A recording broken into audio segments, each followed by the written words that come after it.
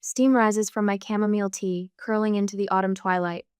The lake stretches before me, dark water lapping at my cottage's shoreline. This moment of peace cost me 6 years of double shifts and microwave dinners, but watching the sunset paint the water copper makes every sacrifice worth it.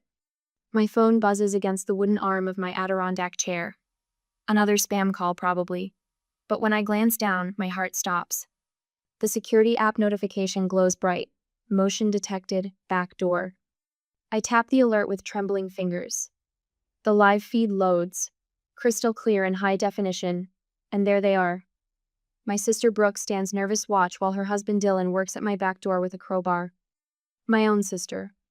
The handle of my mug burns against my palm as I fumble for 911.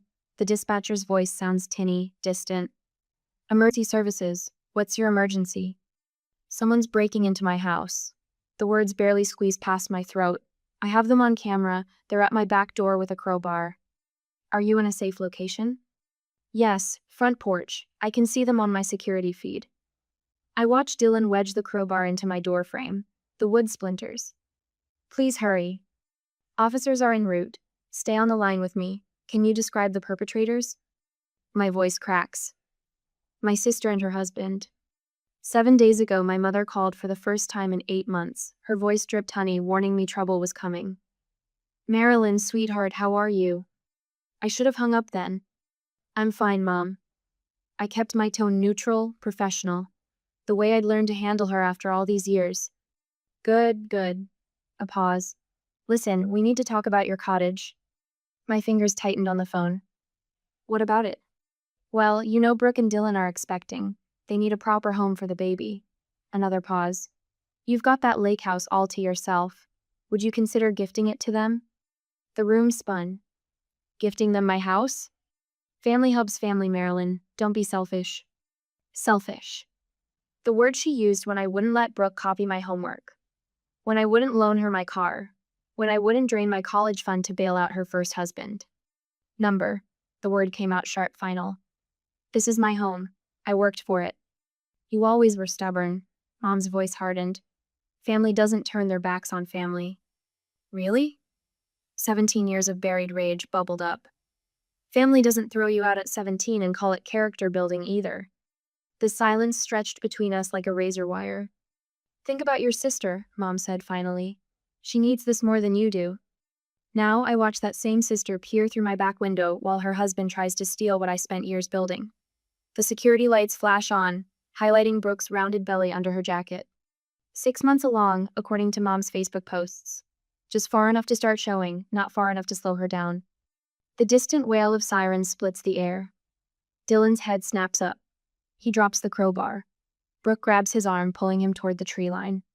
But the cameras catch everything their faces. The crowbar, the damage to my door, evidence in crisp digital clarity. Red and blue lights dance across the lake's surface as 2 patrol cars swing into my gravel drive. I'm still clutching my cold tea, somehow having never set it down. The dispatcher's voice comes through. Officers are on scene. You can hang up now, ma'am. I watch them search the woods with flashlights. Find the crowbar Dylan dropped in his panic. The younger officer takes photos while his partner asks me questions. I answer in a voice that sounds far away, detached. Yes, that's my sister. Yes, I want to press charges. Yes, I have the security footage. You did the right thing, ma'am. The older officer's face is kind. Family or not, breaking and entering is a crime. They leave me with a case number and a promise to patrol past the cottage through the night. I stand in my kitchen, jumping at every creak of the settling house. My phone lights up again and again. Mom's number. Mom's number. Mom's number. I let it ring. On my coffee table, blank restraining order forms stare up at me. The police left them just in case. My hand hovers over the stack of papers, trembling with 17 years of accumulated pain. The phone rings again, but this time, I'm done answering. Attorney Tom Whitaker's leather chair creaks as he leans forward, sliding his reading glasses down his nose. Morning sun streams through his office window, highlighting dust motes that dance above stacks of manila folders. His desk calendar still shows 1985. The year hasn't mattered here since the Reagan administration. Your mother's getting creative with the truth, Marilyn. He taps his iPad screen, incongruous against the vintage furnishings. Look at what your sister posted yesterday. My hands tremble slightly as I take the device. Brooke's Facebook post fills the screen, complete with a photo of her cradling her belly. For everyone asking why we tried to visit my sister's cottage, that property was promised to us. Dylan and I have been planning our nursery, picking paint colors, everything. Then Marilyn swooped in and somehow got her name on the deed. Our baby might be born homeless because of her greed. Asterisk. 300 sympathetic comments. 400 shares. There's more. Tom's voice carries the weight of 40 years of small-town legal practice. He swipes to another screen, a GoFundMe page with a stock photo of a pregnant woman sitting dejectedly on a curb. The description makes my stomach clench. Young couple robbed of their inheritance needs help securing a home for their baby. Asterisk. They've raised $8,000. Tom's weathered fingers drum against his desk. Your mother's been quite busy spreading her version of events. Version? The word tastes bitter. You mean lies. I knew your grandfather, Marilyn. Frank Anderson would have been proud of you standing your ground. Tom pulls out a thick folder. I've got your mortgage application right here. Every penny documented, every overtime shift logged. You want to know what you inherited from Frank? His backbone, not his property. A knock interrupts us. Tom's secretary Betty pokes her head in, her silver hair catching the sunlight. Sorry to interrupt, but you need to see this. Sandra's at First Lutheran, telling everyone Marilyn stole the family inheritance to buy that cottage. My shoulders tighten. Mother's favorite battlefield. Coffee hour. After day service. I've got the restraining order paperwork ready. Tom slides a stack of forms across his desk. The same ones the police left at my cottage that night. Clara from next door called. Said she's got additional security footage of Dylan testing your windows last week. She's willing to testify. My phone buzzes. Rachel's text fills the screen. You okay? Saw Brooke's post. Need me to come up this weekend? Asterisk Rachel, who shared her family's dinner table when I had nowhere else to go. Who helped me apply for college scholarships while I slept on her parents' pull-out couch. Another buzz. Unknown number. This is Pastor Mike from First Lutheran. Your mother suggested we mediate this family dispute. God calls us to honor our parents. Asterisk. Then mother's voicemail notification. Asterisk, you're tearing this family apart just to be spiteful. Brooke's doctor says her blood pressure's dangerously high. If anything happens to the baby because of this stress. Asterisk. The threat hangs unfinished. Tom's hand covers mine, wrinkled skin, paper thin but steady. Look at me, Marilyn. I've got something to show you. He opens his laptop, typing with careful precision. Your sister's husband, this isn't his first attempted break-in. 2 priors in Wisconsin, charges dropped both times. And this document? He turns the screen. Someone tried filing a fraudulent claim against your cottage deed last week. Care to guess who? The signature at the bottom stops my breath. Sandra Anderson. My own mother. The good news? Tom closes the laptop with a satisfied click. Your property rights are ironclad. I made sure of that at closing. The sheriff's adding extra patrols past your place's small town. Word gets around when someone threatens one of our own. One of your own? My voice catches. You think I've forgotten? You were in my granddaughter's class. Honor roll every semester, even after. He clears his throat. Even after you had to leave home. This town remembers, Marilyn. Sandra can spread all the gossip she wants at First Lutheran. Truth's got a way of rising to the surface up here. The restraining order forms wait on his desk, stark black text against white paper. Legal language that can fence out family. Protection measured in court-mandated distance. Tom's ancient printer whirs to life, spitting out copies of Brooke's social media posts, mother's voicemails transcribed into evidence. A paper trail of betrayal, documented in triplicate. Sometimes Tom says quietly, the hardest thing isn't earning what's yours, it's protecting it from the people who think your success belongs to them. My pen hovers over the restraining order forms. 17 years of accumulated pain crystallized into legal declarations. The weight of the pen matches the weight in my chest. Outside Tom's window, an American flag snaps in the Minnesota wind. The same flag that flew here when I was a teenager, walking past this office to my after-school job at the diner. The same flag that watched me serve coffee at midnight to save for college, one tip at a time. The pen touches paper. My signature flows across the line, black ink bleeding into white fibers. Final as a judge's gavel, permanent as a mother's betrayal. My hand doesn't shake at all. Tom gathers the signed forms with gentle hands. I'll file these today. You focus on keeping yourself safe. He pauses. Frank used to say, character isn't what you build up. It's what's left standing after life tries to tear you down. I stand, smoothing my skirt. Through the window, I can see First Lutheran steeple rising above the autumn trees. Mother's probably still there, spinning her stories over coffee and store-bought cookies. Brooks likely posted 3 more times about her homeless baby. But for the first time, since that security alert lit up my phone, my shoulders feel straight. Tomorrow, I'll wake up in my cottage. I'll drink my coffee on my porch. I'll watch my sunrise paint my lake gold. Let them talk. I've got the truth, Tom Whitaker, and a restraining order on my side. And I've got something else, too. The same steel in my spine that made a 17-year-old girl choose freedom over false family peace. The same determination that turned overtime, shifts into mortgage payments. The same quiet strength that turns a cottage into a fortress, board by board, nail by nail. Mother always said I was too stubborn for my own good. She was right about that, at least. Sandra's heels click against the polished floor of Anderson Financial Group. My coworkers' heads snap up from their monitors, following her progress through the cubicle maze. The scent of her Chanel number 5 reaches me before she does. Marilyn Ruth Anderson, her voice carries across the office.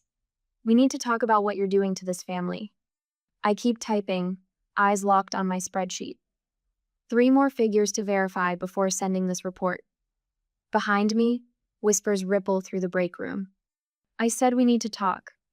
Sandra's palm slaps my desk. A photo of my cottage tips over. Mrs. Anderson? My boss appears at my cubicle entrance. I'm afraid I'll have to ask you to leave. This is a family matter. This is a place of business. He steps between us. Security is already on their way. Sandra's face flushes. She's having her own mother escorted out by security. Do you see what kind of person she is? The guard's radio crackles. Sandra straightens her designer blazer, chin high. Your sister cried herself sick last night. The doctor's worried about the baby's heart rate. I hope you're proud of yourself. Her heels click away. My hands hover over the keyboard, trembling. The numbers blur. Take the rest of the day, my boss says quietly. We've got this covered. At home, 3 messages blink on my machine. The first. This is Sharon from Grace Baptist. We're concerned about this unfortunate situation with your family. Perhaps we could mediate? The second. Anonymous. Calling my supervisor about my questionable family values. The third. My sister's choked voice. The landlord's starting eviction proceedings. I hope you're happy. I sink into my Adirondack chair, the one I stripped and refinished last summer. The lake mirrors the sunset, peaceful despite everything. A memory surfaces. Me at 17, balancing 3 plates of truck stop meatloaf, praying for decent tips. The overnight shift manager letting me sleep in my car between doubles in the back lot. My phone buzzes. Rachel. I'm driving up this weekend, no arguments. The hardware store owner waves me over when I stop for deck sealer the next morning. That brother-in-law of yours tried to buy supplies here yesterday. Told him his money's not good at my establishment. He rings up my purchase. My granddaughter got pushed around by family too. Sometimes standing your ground is the only way.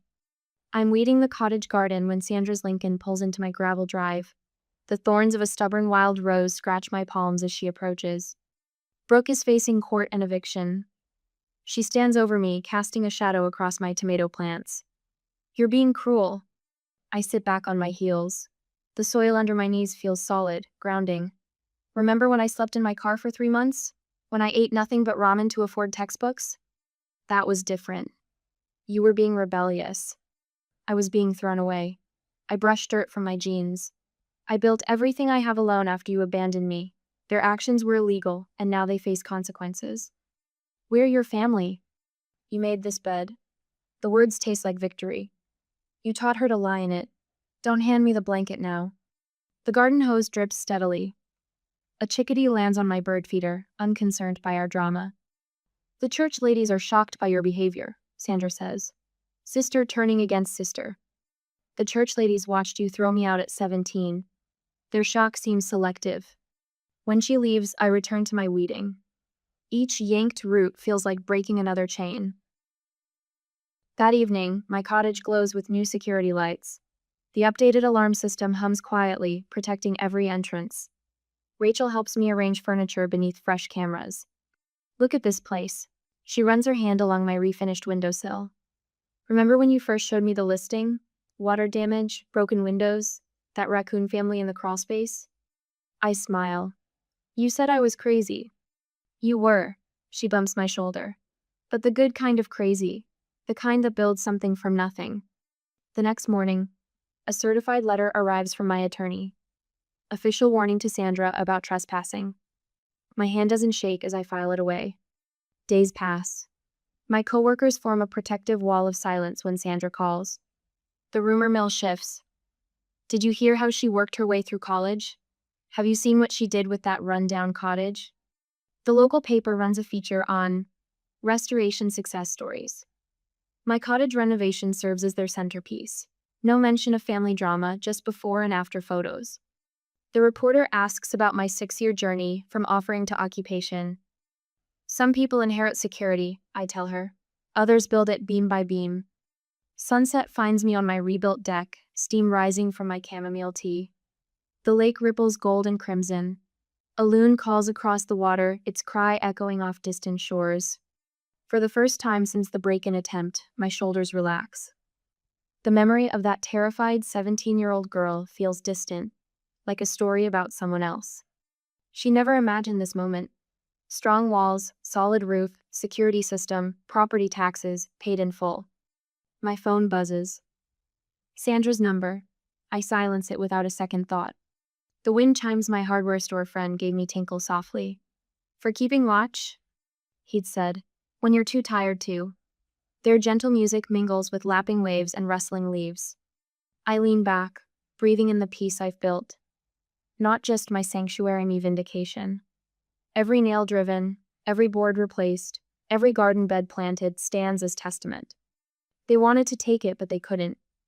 Because this strength, I built it myself, one painful lesson at a time. The security lights click on, illuminating my garden. Moths dance in their glow while crickets sing back up to my wind chimes. Nature's symphony plays on, undisturbed by human drama. Inside my cottage, the restraining order hangs framed beside my first property tax bill. Odd choice of decor, perhaps, but every time I pass them, my spine straightens a little more.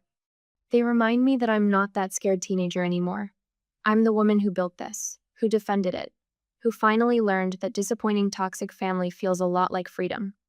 The last light fades from the lake. My tea has cooled, but I'm not ready to go inside yet. This moment feels too precious to abandon. The security system keeps its quiet vigil while I savor the victory of finding my voice, of standing my ground, of building something no one can take away. Not all family is bound by blood. Some, like this sanctuary by the water, we build ourselves, board by board, until it stands strong enough to weather any storm. My pen scratches against the legal pad, each line filled with times, dates, and details. Another text from Brooke lights up my phone. Why won't you just talk to us? I add it to the log, along with the timestamp. Documenting everything feels cold, mechanical, but Tom Whitaker's words echo in my head. Your memory isn't evidence, your records are. The cease and desist letters went out yesterday. 12 identical envelopes to 12 relatives who shared Brooke's fundraiser claiming I stole the cottage. My hand shook signing each one, muscle memory from years of trying to please these people warring with my need to protect myself. My security cameras ping. I glance at the feed, Sandra's Lincoln Navigator crawling past my driveway for the 3rd time today. The system captures everything. License plate, timestamp, clear view of her face through the windshield. I forward the footage to Tom. Your mother's circling again?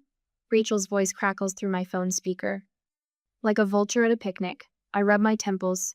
She called the church ladies. They're planning an intervention to save my soul. How's the therapist working out? I glance at the workbook Dr. Chen assigned, its pages filled with my handwriting. She says I'm making progress. Yesterday we talked about the Christmas when I was 14, when Mom gave Brooke my violin because she wanted it more. The memory still stings, but the edge has dulled. Apparently, giving away other people's possessions is a textbook control tactic. A rhythmic knock at my front door makes me jump. Through the security camera, I see Mrs. Abernathy from 3 houses down, clutching a stack of papers. When I open the door, her weathered face crumples. "I thought you should see these." She hands me a pile of anonymous letters. "They've been showing up in everyone's mailboxes. Terrible things about you, dear. But we all remember when you spent that whole weekend helping Frank fix his boat lift. We know who you really are." The letters drip with accusations. "I'm destroying my family. I'm jealous of Brooke's baby. I'm a bitter woman who'll die alone." Each one typed, unmarked, cowardly. I add them to my evidence file. My work phone buzzes Dylan's mother. Again. According to the receptionist, she's called 6 times this week to report my harassment of her innocent children. My boss finally blocked the number after she threatened to contact the board of directors. I flip open my laptop to check my email. Brooke's latest video pops up on Facebook. Tears streaming, hand cradling her belly, begging me to stop this madness before it's too late. The comments section floods with sympathy. Only a monster would hurt a pregnant sister, they say. A heartless woman who values property over family. Sandra's latest attempt arrives in a manila envelope of me old report cards, dance recital photos, Brooke and me in matching Easter dresses. A handwritten note. "Remember when we were a real family?" I slide them into a drawer without looking too long. Memories can be weapons too. The newspaper calls at noon. They're investigating the attempted break-in, following up on reports of harassment. "This happens more than people think," the reporter says. Elder financial abuse often starts with family members claiming they deserve the victim's property. I'm not elderly, but the pattern fits. While I talk, my community Facebook app lights up. Linda from the hardware store has started a thread. "Standing with local businesswoman against family fraud." Comments pour in. Stories of other inheritance fights, property disputes, siblings stealing from siblings. Then someone shares the link. Dylan's Priors. 3B as in Wisconsin. 2 domestic violence charges, dropped when witnesses recanted. The fundraiser Brooke started vanishes within hours, flagged for fraudulent claims. "Your restraining order violation report came in." Tom's voicemail crackles through my speaker. "Dylan was spotted within 100 yards of your property last night. Officers are adding it to the charges." My Aunt Susan texts, "Can we talk? Without your mother knowing?" Then Uncle Robert, "There's more to this story, isn't there?" Cracks in Sandra's carefully crafted narrative, spreading like fissures in lake ice. The voicemail comes at sunset. Sandra's voice sounds smaller, stripped of its usual authority. "Marilyn, please, can't we discuss this privately? Just us?" A pause. "This is getting out of hand." Brooke's text follows. "I know I messed up, but if you just listened when we asked nicely." Still manipulating, still blaming. Some habits run too deep to break. The church ladies don't bring pamphlets anymore. Mrs. Peterson, who taught my Sunday school class 20 years ago, stops by with banana bread and an apology. "We didn't know the whole story. I'm sorry, honey." I sit on my deck as evening settles over the lake, holding the business card for the women's shelter where I've started volunteering. The director wants me to share my story with their support group. "Sometimes walking away is the strongest thing you can do," she told me. My phone buzzes again, Sandra calling. The same number that hasn't changed since I was 17, standing in the rain with a duffel bag and nowhere to go. I silence it without looking. Through my window, I see my reflection, shoulders straight, head high, unfolding into the woman that scared teenager never dreamed she could become. The lake ripples silver in the gathering dark. Somewhere on the other shore, a loon calls long and clear and free. Sandra stands on my front porch, Bible clutched to her chest like a shield. Pastor Mike hovers behind her shoulder, his weathered face arranged in what he probably thinks is a neutral expression. The late afternoon sun catches his silver hair, creating a halo effect that would be almost comical if my stomach wasn't twisted in knots. "Marilyn." Sandra's voice wavers. "Please, just hear us out." The security camera above my head whirs, tracking their movements. I think of the footage stored on my cloud drive. Dylan with his crowbar, Brooke's face pressed against my back window. My fingers tighten on the doorframe.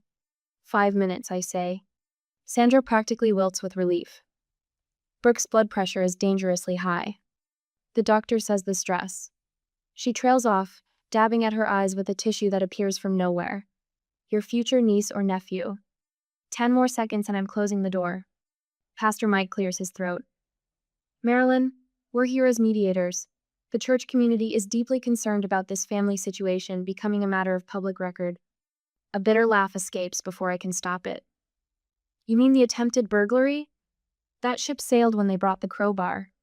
Now, sister, Pastor Mike starts, but I cut him off with a raised hand. Come inside, both of you. Their footsteps echo on my hardwood floors. I spent 3 weekends sanding and refinishing by hand. Sandra's eyes dart around the great room, taking in the exposed beams, the stone fireplace, the wall of windows overlooking the lake. Her mouth tightens at the corners. Sit, I gesture to the couch. They perch on the edge like nervous birds while I remain standing. Before you say another word, I have something to show you. The television flickers to life. Security footage fills the screen. Dylan working at my back door with the crowbar while Brooke keeps watch. The timestamp blinks in the corner, clear as crystal. Sandra's face drains of color. That's not, they were desperate. I pull out my phone, tap the screen, and Dylan's voice fills the room. Asterisk. Once we're in, she can't kick us out. Possession's 9/10 of the law, right, babe? Asterisk, Brooke's giggle follows. Asterisk, Mom says she'll cave eventually. She always does. Asterisk.